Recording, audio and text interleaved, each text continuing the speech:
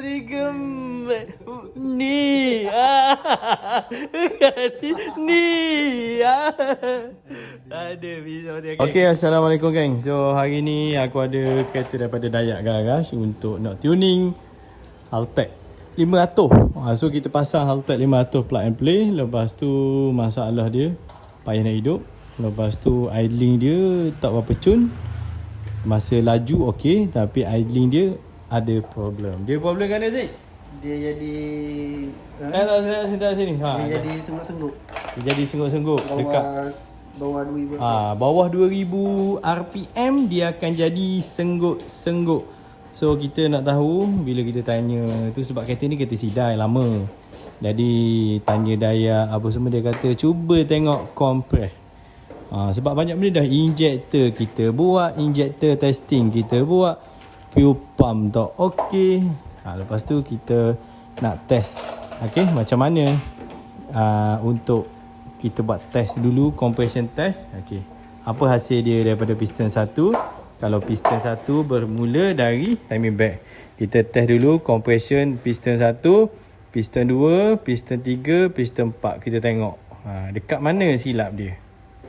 Piston 1 dulu.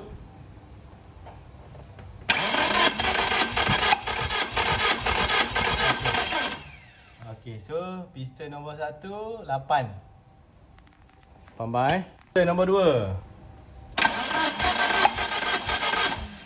Okey, piston nombor 2. Okey. 8 Okey, kita buat dekat piston nombor 3. So benda ni penting test hari ni, maknanya okey lagi lah.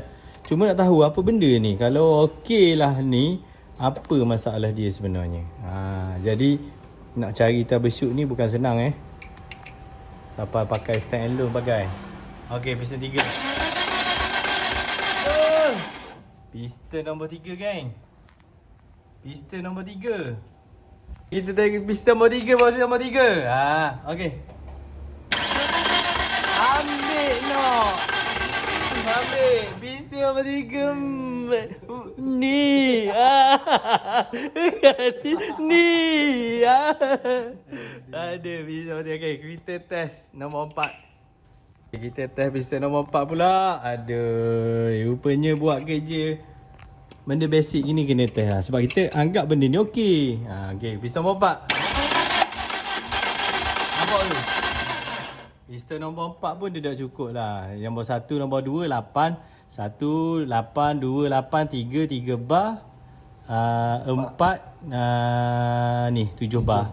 Kita tengok yang luar ni adalah PSI, yang dalam merah ni adalah bar.